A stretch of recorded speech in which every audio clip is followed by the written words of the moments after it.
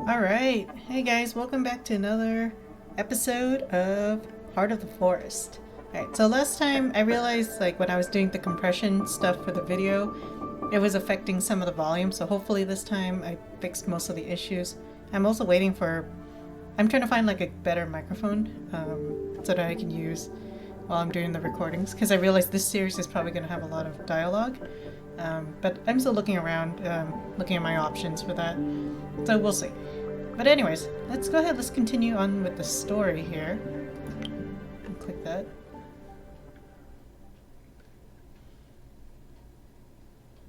Alright, so let's see. So the last time I was playing, we went to the wolf's den. That was the first choice that I made.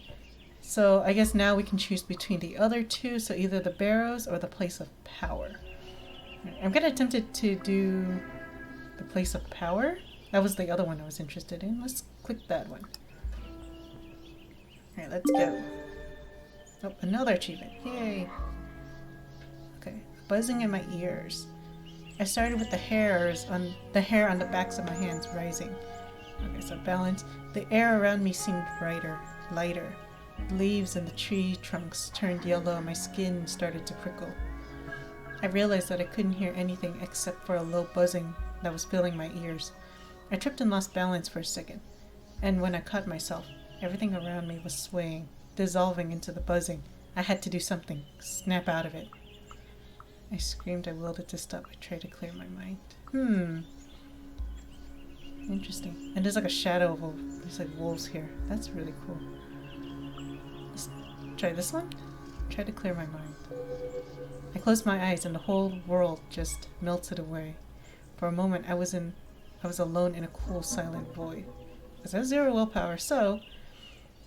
And then there was only heat and buzzing and darkness, and in that darkness bloomed flowers and colors that I only knew names of. I tried to whisper to them, to tell them to go away. I had places to be and mysteries to solve, but there were no words in that place, only buzzing. I tried to move, I tried to breathe, I tried to focus. I don't know, if I were panicking, I'd try to breathe first. Alright, let's see. I took a breath, and the air was a vibration in my lungs. And then there was a soothing movement, and I felt the buzz slow down. There was harmony in it, a fluent, beautiful dance and order, and I could open my eyes, move and breathe. There were calm gray eyes looking at me from behind the buzzing that was no longer buzzing, so the energy slowly dancing around me. Yeah, I got up, so yeah, I did a little animation there. Realizing I was lying on the ground, I sat up and looked around. There was a man squatting next to me, and he was the one with the gray eyes. When I sat up, he rested his hand on the ground, and then I realized I'd seen it a moment before, between the flowers, just before the buzzing slowed. "You had some kind of seizure," he said with a hard German accent. "How do you feel?" The words came out of my mouth, seemingly without my knowing. What do you do? What's wrong with this place? Okay, so the dude or the place? Let's go to the place. This place is weird. "What's wrong with this place?" I shouted, frustrated. He stopped and looked at me. "It is in pain," he said calmly. He stretched his hand towards me. "I'm Cornell," he said. "Shouldn't you be on the logging site?" Daniel asked him after I introduced myself. "I needed to center myself," he answered. "The others are still there. Don't worry." They were cutting down trees in this forest? Center himself here. Yeah, I'm kind of curious about that. Let's see. "Wait, logging? Here?" I couldn't believe my ears. He smiled bitterly. "Yes, logging. Here. That is why I needed to calm down." "This place is special," Daniel said. "Some people call it a place of power, as I told you. And they have good reason to." Cornell added, "Look around you." So I looked. It was a clearing filled with light. I could see Cornell's traces, a beautiful pattern on the ground. But there was one thing that caught my attention more than anything else. Okay, so the tower spoiled the serenity of the scene. The boulders around us were strange. Fruit trees! This is kind of funny. I kind of like that, but... The tower, that's interesting to me. Tower. How the fuck is that? Is this there? Is this here? Oh, sorry. I asked, pointing to the observation tower. I thought this was supposed to be a force untouched by humans. People believe this was a place of worship thousands of years ago, hence the fruit trees, the stone circle, and now the tower. Indeed, there's a lot of energy in this place. You felt it, didn't you? Oh, yeah. Yeah, I felt it, I said without enthusiasm. The Puseska, gosh, it's the forest, I know, is wounded and in pain, and it calls out in rage to anyone who can hear it. Here, this call is louder. You see the logging, his eyes darken. It's slaughter. Anya guessed quietly. Every priceless thing can be destroyed by greed. Logging is illegal, of course, but illegal is sometimes just a way of saying a bit more expensive, but still profitable, especially for huge corporations. The forest is hurt. The wound is getting bigger as it's desperation. Why doesn't anyone sabotage it? Why doesn't anyone know about it? It was wrong. It's it, though.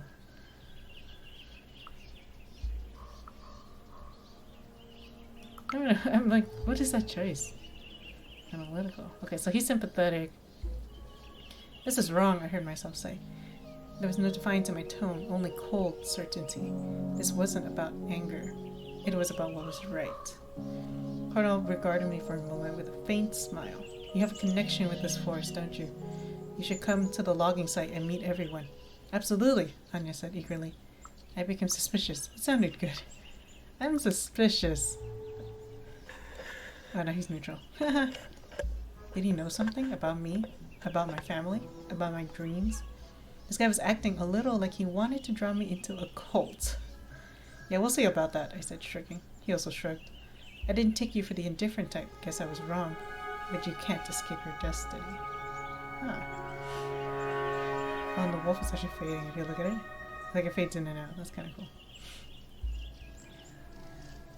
Let's see. He jumped suddenly and looked at the wooden tower and the bike I'd noticed earlier. Dischwab?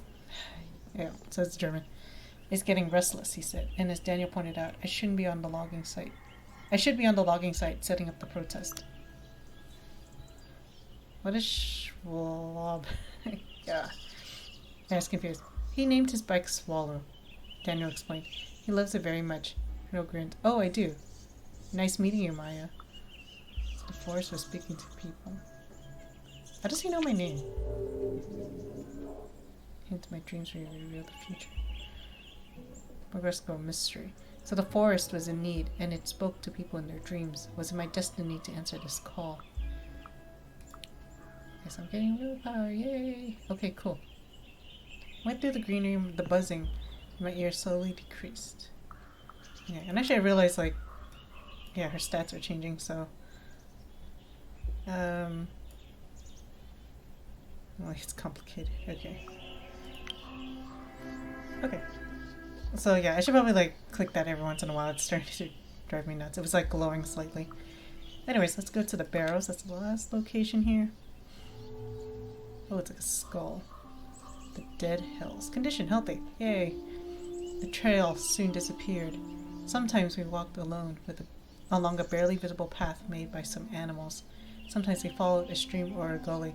But for most of our trek, we walked through the dense undergrowth. It's high rage. I was getting impatient. The sun was barely noticeable through the dense canopy. I had no idea which direction we were going in, and I was starting to doubt if Daniel did. It was a pleasant walk. Oh, because the forest is loyal. Okay. It was a pleasant walk. There was always a path through the branches. Through the brambles.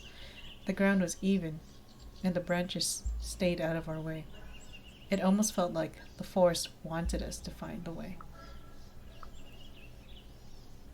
I stubbornly pushed on. Daniel was a mystery I decided to solve. Okay, let's click that one. I watched the efficient and deliberate way Daniel moved and tried to guess his background. Why had he become a guide? Let's ask him some questions. Okay, let's see. Hey, he likes us, right? Where you from? I asked the obvious question. From around here. He made a vague gesture. Are you a professional guide? That's what I do for a living. He wasn't very talkative. Leave him be, whispered Anya. I tried to guess his background. I dropped it for now. Then hit me. Okay, let's try his background. What was the other choice? Are you military? There's something dangerous in the way he moved. Yes, I used to fight. He said nothing more. Ooh, then it hit me. Okay, let's just drop it. I feel like we shouldn't drop so much willpower already. Especially since I just got it. When I watched him, I had the feeling there was something hidden in plain sight, a mystery. I decided to keep an eye on him. Continued in silence. We had been walking for a while when I noticed that Daniel's steps had become slower. He was also looking around more often and had hunched slightly. Oh, we're lost. Was it the barrows? I just enjoyed the moment. Let's do it. I sat down on a fallen tree trunk, looked around, and just enjoyed the afternoon. After a moment, Daniel shook his head. "They're tricky to find sometimes," he mumbled. "Please be quiet for a minute, please." That's when I felt it. Ash in my mouth, the smell of smoke and wet soil, and a pull. And a pull. I knew where to go. Go! Trust your instincts! "I think I know where to go," I said, surprised. He tilted his head. "Okay, let's check it out." I pointed to the barely visible path to my left under a dying tree. He followed me, and I followed my feet, knowing exactly where they should go. Under the crooked tree, past the dead tree trunk and the sponge-like mushrooms, across the patch of wet, dark green moss, all the way to a place that didn't look much different than other parts of the forest, until you noticed the mounds. There was something about the flattened hills that drew my full attention. Now let's see. It must have been bigger in the past. I couldn't remember. I felt dizzy. Hey, what do you remember, girl? Come on. A memory stirred in my mind. No, it wasn't a memory. It was a feeling anchored in my chest, akin to the taste of ash in my mouth and the smell of smoke, longing, sadness, resignation. And there was more. A sense of sadness. It filled me with a calm excitement. When I closed my eyes, I saw a fire burning in the darkness. Voices. Okay, so analytical. Get my stats. The village was burning as people fought among the flaming buildings. I watched them with detachments. They were fighting to the death, some ancient Roman armor, some rags, some in animal skins, some in uniforms of the world wars, some in modern camo. Are we worthy? Are we finally worthy? They looked at me and begged, "Will you judge us?" I shook my head. I'd already judged them. I like that one. I don't know. But they had already been judged, and that's why they were dying. When I opened my eyes, Daniel was watching me. "You were somewhere else," he said. You said you had family here." I nodded. Identification I lied. I'll be honest. The guy's been pretty nice to us. "I heard my father's family came from here." I nodded. I don't know much about them, though." He sighed. "I don't think you should be here," he said tersely. "You're not ready." He knew something. "Why? What do you know?" I wasn't letting it go. "Excuse me. About you? Not much, but I know the I'm not gonna be able to say that word right. The past is close here." His eyes were worried as he looked at me. "And if the possessor calls to you, it's wise to listen, but not wise to get lost in the voices. Come." On the way back, I was lost in my thoughts. The voices in the vision knew what I had to do. It was almost as though it was expected of me. Was this my destiny? I discarded that. Alright, let's see. Destiny? The vision was one of my dreams, disturbing and so real. Was it showing me my destiny? I accepted the thought. I was scared.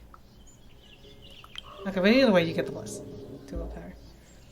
Were there visions of blood and fire showing my destiny? I smiled. A bigger picture was finally starting to come to light. I was destined to bring justice. The walk back was uneventful. Okay, so now we're back.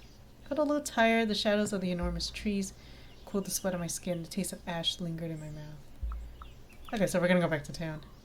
Man, this is cool so far. Serendipity. As we walked through town, Anya nudged me and pointed to a tall, broad-shouldered, freckled guy standing at the bus stop with a lost expression on his face. I remembered his face from the pictures on social media. It was the Fred who stood me up earlier. I greeted him. "Heretic?" I asked, getting his attention. "Maya, what are you doing here?" he blurted with surprise when he saw me. I was sure you missed the bus. We started walking and talking. His accent was broad East European. I flooded him with questions. Anya liked him. Aww. I caught him looking at me. Oh, well, let's ship these two. This is cute. Anya took an immediate liking to him. I could tell. It always smelled romance in the air. We walked through the only street in the village, nearing the center. If you could call it that, every house had a garden, and the air was dense with the fragrance of flowers. I took a deep breath. Old Destiny. So what have you found in the ways of local folktales / creepy prophecy / weird shit? I asked. Bartek shook his head. Nothing. Absolutely nothing. Sorry. It was avoiding my eyes. A trickle of sweat ran down his temple. As he balanced. He was clearly lying to me, but why? Come on, man. You wrote to me that you'd found something. But he just clammed up. You know what? I think you should drop it. I stopped. Unleashed all my charm. I felt hurt. He was scared of something. Let's go with the charm. That's funny. I turned to Bartek and looking him right in the eyes, I put a hand on his chest. I really had no plan after that, so I panicked and felt a sudden urge to do something unnecessary and over the top. I looked at him deep in the eyes. Oh gosh. Before I looked at him deep in the eyes. I hoped he'd see how important it was to me. I just blushed and jerked back. I didn't give up. Oh, this is great. Tell me what you found, I asked, not giving up. Well, he brushed his forehead with the back of his hand. I did ask. I started with the old people here. I told them that my friend from the States was looking for her roots and wanted to know about the place her family came from. You know the drill. At first, people were very, receptive. I waited for the other shoe to drop. Then I mentioned your name. He shook his head. I started losing my temper, urged him to continue. I needed a moment to calm down. And I continue around. I'm just like, Bartek, no dramatic pauses, please, I urged him. The tension is killing me. One of the old men here told me to go to hell. The other spat on the ground, and his wife crossed herself. For a moment, he looked younger and smaller. And then my own grandmother told me to stop asking. She said something else as well. I tensed up. What? I asked. She told me to pray for you. Suddenly the sweet golden afternoon wasn't so sweet and golden anymore. Who was I? I felt shivers down my spine. Oh, I think she would definitely feel that, yeah. My grandma would pray for me all the time when I was little. I felt shivers down my spine. I walked in silence, but my mind was in overdrive. People didn't want to talk, and that could only mean one thing. I was on the right track. People were scared when they heard my name. My pulse quickened, and I tensed up like a hound that smelled blood. I was on the right track. I need to gather my thoughts. It was a long day, a lot had happened, and I was really tired. It was good to meet you in person, I said, but I need to be going. All this traveling and walking through the forest, it was exhausting, I smiled. Sure, where are you staying? It turned out we were going the same way, of course. Back to the B&B. First evening, the B&B was quaint. I left Anya and Bartek outside. They were lost in a conversation and didn't even notice that I was gone. When I got out of the shower, Anya was back, smiling and a little flustered. What a day, she smiled. So what do you think? I made a quick mental inventory of everything that had happened that day. Cutting down the forest, place of power sure made an impression. Daniel was a strange guy. I was moved by the story of the wolves. I was freaked out by the vision of the barrows. So again, we're kind of building her personality here. I feel like she'd be that. That's I don't know. I'm leaning to her side. The wolf cubs that were kidnapped and died in captivity, I sighed. This story stayed with me, Sounded sympathetic. She put my hand on my arm. Divided families, huh? It's okay, Maya. Oh, okay, we can click all of them. They were cutting down the forest. Oh, she's friendly. Hey. I can't believe they're logging here, I shook my head. Isn't the forest a UNESCO list or something? On a UNESCO list or something? Yeah, I know. I want to check out this protest. Yeah, I know. I want to check out this protest people were talking about. Maybe we can go there tomorrow. Okay, the place of power sure made an impression. I felt this strange energy in the place of power before we met Cornell. It still freaks me out. Cornell seemed cool though, Anya answered, and he seemed to really understand what you were going through. Daniel was a strange guy. There's something strange about the forest guy. I tried to put my finger on it. He acted like he learned how to be human from a book he didn't understand. I know, right? Maybe it's the isolation. It seems he spends most of his time in the forest. was freaked out by the vision of the barrows. Something strange happened when I was visiting the old barrows, I said, and instantly regretted it. Never mind, I was probably dehydrated. Yeah, I was probably it, but you looked weird. She laughed nervously. A lot of things today were weird if you think about it. I didn't feel like talking anymore. You know what? I'm seriously tired. Let's call it a day, shall we? Soon we are both on our beds, ready to sleep. I lay in my bed for some time, trying to make some sense out of everything that I had learned and experienced that day. The gibbous moon was shining through the window. A gentle wind was blowing. So much was happening here. I could feel everything boiling. Lots and lots of threads intertwining. I was one of these threads, and my role would soon be uncovered. I felt I was closer to getting my answers. I should go through the logging process. Okay. I felt that the answers I was looking for were within my reach. I should go and see the logging process, find Cornell, and make him talk. After a long while, all these thoughts became blurry, and they slowly started to turn into pictures, sounds, and colors. I drifted off.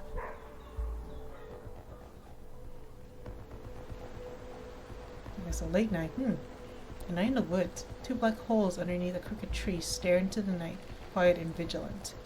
My senses are heightened. I see the moon cutting the sky in half. So I am a weapon, I am a cub, I am a seed. Let's do this because I got balanced. Okay. I'm a wolf cub like the ones my grandfather told me about. Oh dang, the moon cut the animation. It will grow and my fangs will become sharper. I will taste blood. I feel a pull and I surrender to it. I run towards a clearing. There are piles of fresh corpses of people who died too young, skinned and mutilated. Their loved ones stand around, grieving, unable to do anything, waiting, and suddenly there are trees and tree trunks. And how I look around, I weep. Let's go with that one. I don't know, it sounds good. Spiritual. I weep and the other voices join me, terrified and hollow. The trees are dead and I'm here to console their spirits. There's a stench in the air like meat rotting in acid, but somehow worse. I see the monstrous army, their mandibles are whirling chainsaws. Their long metal arms are wrapped with black pipes that look like glistening intestine. Their smells vile. They wait, unmoving. I turn to them. I turn to the forest for answers. I pay my respects to the dead. It depends if we want rage or not.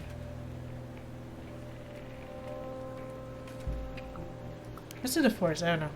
I'm like, okay, now what? The dead don't hold answers, and neither do the machines. I walk between the trees, trying to hear their wisdom. They whisper to me, telling me to look at the sky. There between the stars, 2 shapes circle each other. An old sad wolf with gray hair and a white weasel. They kept their eyes on one another as they continued their dance, suspicious but not hostile. We need to fight the enemy, the awful rotting stench, I know that much. But how can we do that when we don't trust each other? They stop, they look at me in the clearing. I look at them cautious. I sing to them. Oh gosh, this is like, I kind of want to do this one. Let's do this. I sing to them in words that I don't recognize, but that I understand. They come down to me and their voice is the voice of the possessed. Come here, cub. We have great things ahead of us. I like that.